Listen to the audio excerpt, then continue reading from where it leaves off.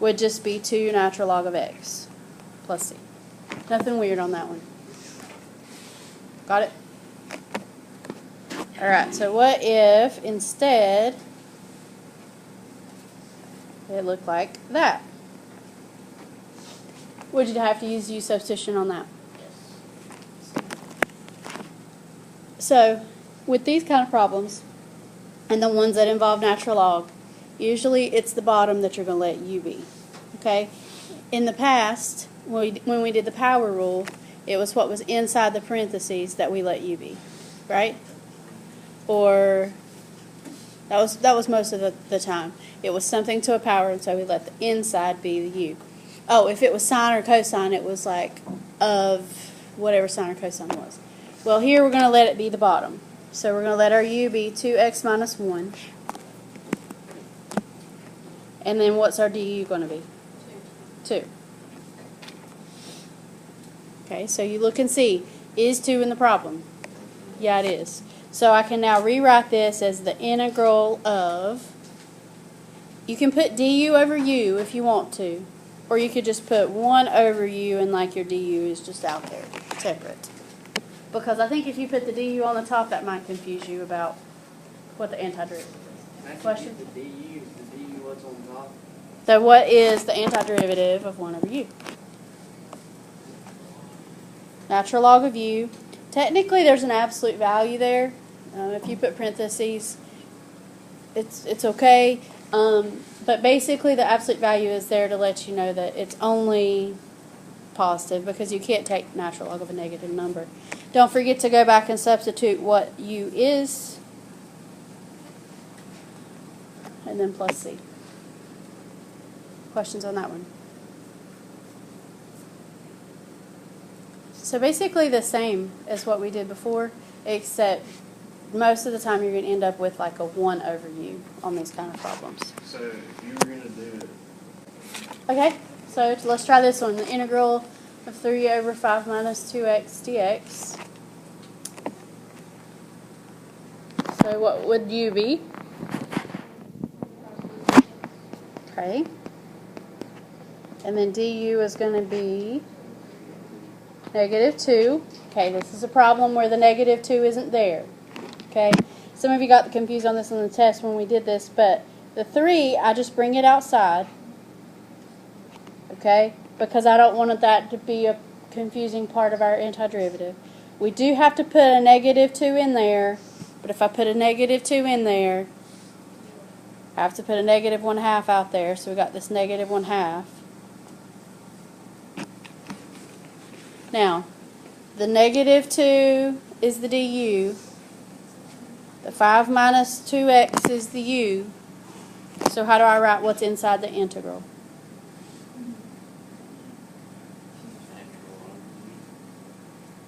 It will be. When I do the antiderivative, it will be natural log of u. If I just rewrite it, it's 1 over u and then du.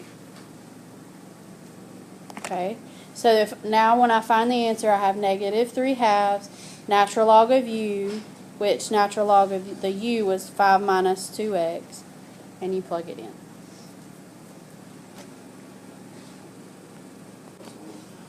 U is x squared plus 1. Du is 2x. Anything I need to do? Okay. 1/2 in, 2 out. So we have 2 integral 1 over u. Sorry. You're correct. I know it's a Monday, but come on. Okay. And then I do the antiderivative, which is natural log of u or natural log of x squared plus 1. So here's a problem there's something different about it. So I want you to try it and see what the difference is. So you let u be the x squared minus 4, and then the du is 2x, okay? And we do the 2 and the 1/2 just like we did on the last problem. But the difference is that you have 1 over u to the 3rd. And so when I solve this, this is like we did in the last unit where you rewrite that u to the negative 3, and then you do the power rule. So the power rule says you add 1 to that, so you get negative 2. And you flip and divide. And then you have u to the negative 2.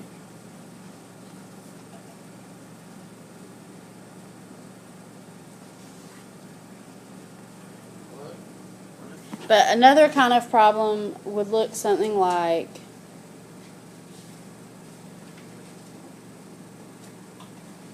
actually I'll leave that as an x for now. It looks something like this. X over x minus 4. There's a couple ways that you can do it, but we're going to do it one way, and I'll show you some other things with the problem. But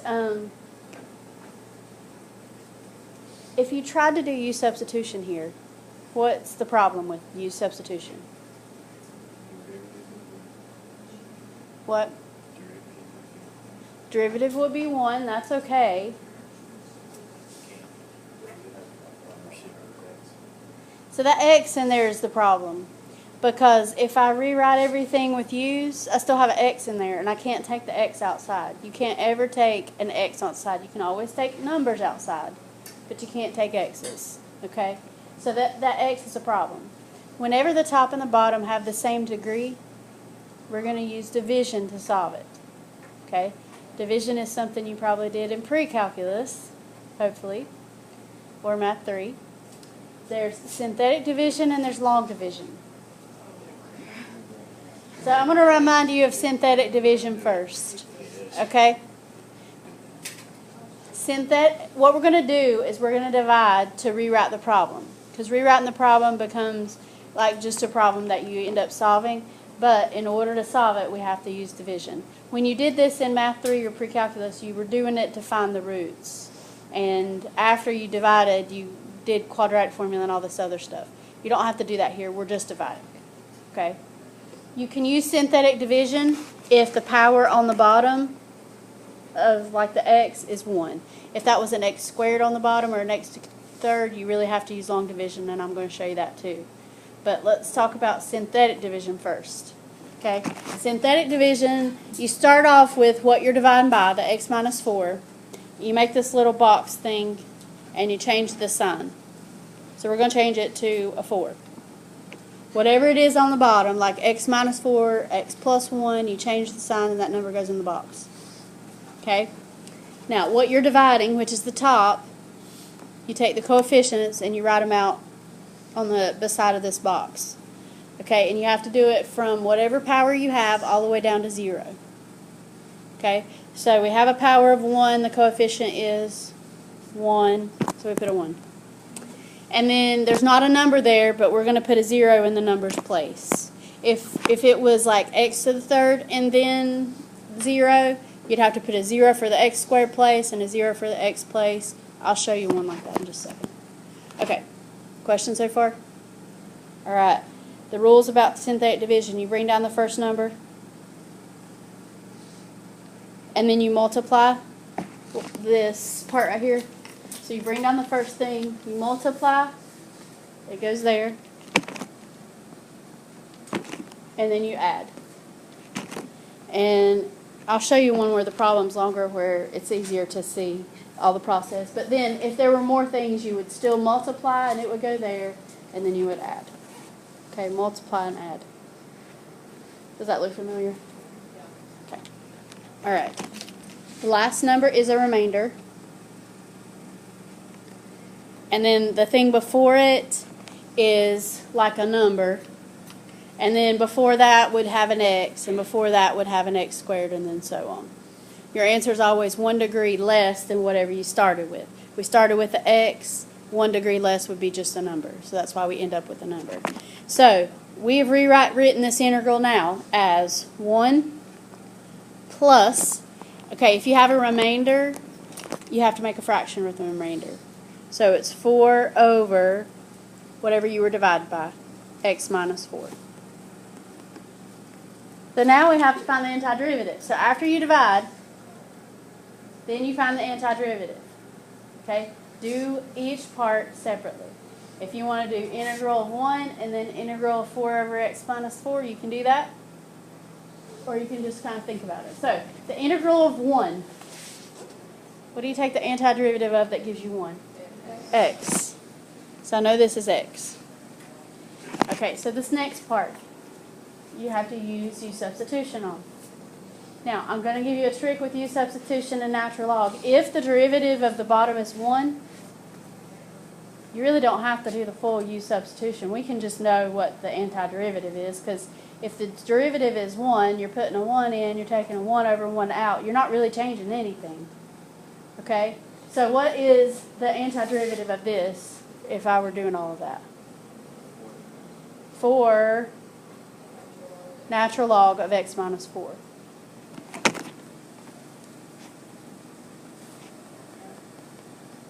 And then that's the answer. Okay, let's try this one. We're going to start off by dividing. So negative 1 goes in the box. What numbers are the coefficients that goes beside of it? 1, 0 for the x squared, 0 for the x, and then the number. Okay, so I bring down the 1, multiply, and add. Multiply, add. Multiply, add.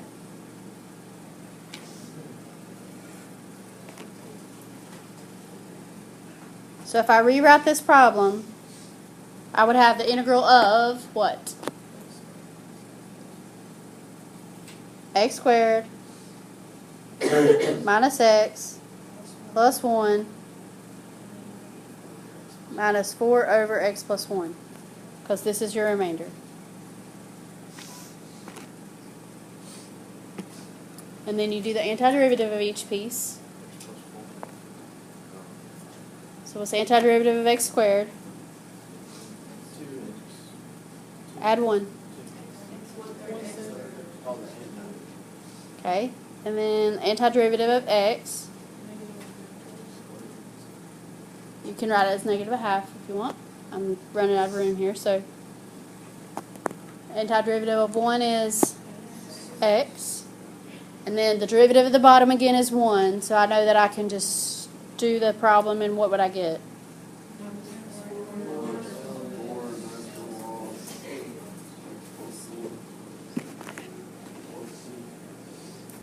Okay, so you can't always use synthetic division. The reason is what you're dividing by when you use synthetic division has to be, the greatest power has to be a 1. If it's x squared, if it's x to the third, if it's x to the fifth, if it's x to the anything but 1, you can't use synthetic division on the bottom.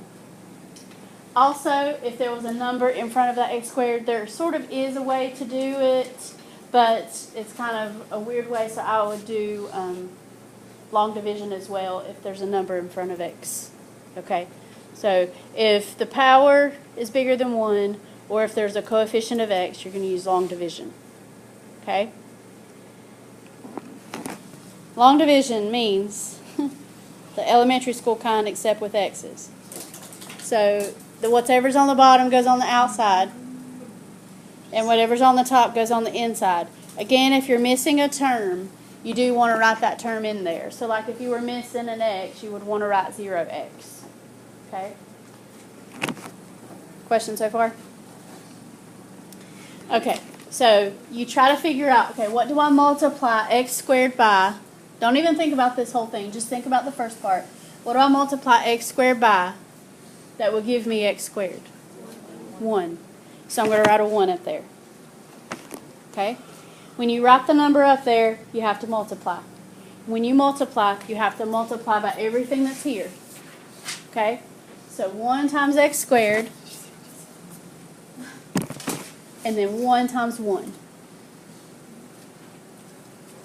And I'm going to put it over here, underneath the part that it goes with. Question so far?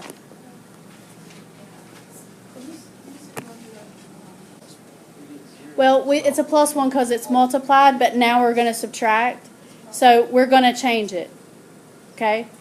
When you multiply, you just multiply it down, but then you subtract. So you have to, when you subtract, you have to change everything you just did. Okay? So x squared minus x squared is 0. That just goes away. Our x still comes down. 1 minus 1 is 0. If you want to write plus 0, you can, or you can just leave it. It's up to you. Okay, question so far?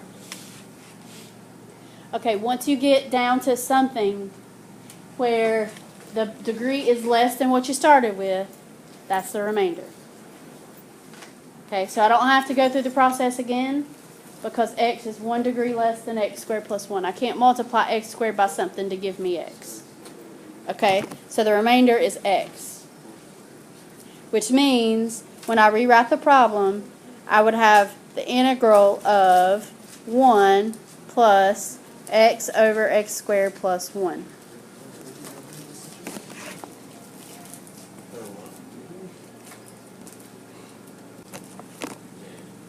Is x. This part right here, unfortunately, I have to use substitution on. Okay, I'm going to put it on another slide so I have room to write it and so it's all together. So it's integral of 1 plus x over x squared plus 1. I know that this is just x. So it's like I'm just going to totally forget about that part a little bit and I'm just going to do this part over here. Okay? I'm going to let u be x squared plus 1. I'm going to let du be 2x.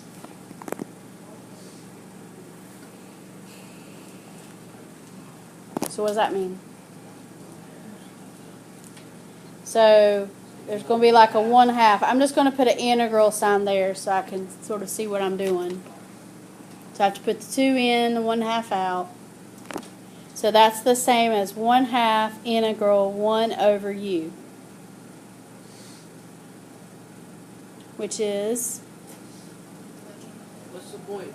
1/2 natural log of x squared plus 1 plus my x at the beginning, and that's it. Okay, so one more problem I just want to show you real quick. There is problems like this. You've already done a problem like it, but in context of what we've just talked about, I just wanted to make sure that you were aware of how to do it. So in the last unit, we had problems like this, and what we did is we just did x squared over x, and then 4 over x, and simplified and solved, and you can absolutely still do that. The reason they put it in this section also is to show you could divide if you wanted to. Okay? I'm just going to show you the division. If you don't want to divide, don't do it. Okay? So like the x goes on the outside. You have the x squared. You have 0x for the degree power minus 4. What do you multiply x by to give you x squared? X. So then I multiply and subtract. You bring down the next term, because that's what you do when you're doing regular division, like you bring down that. Okay? What do you multiply x by to give you 0x? 0. So then nothing changes there. I'm just going to go ahead and bring down that 4. Because if you put a 0, you're just going to get another 0 and a 0, and so there's nothing there. Okay? So what do you multiply x by to give you negative 4? Nothing, because that's just the remainder.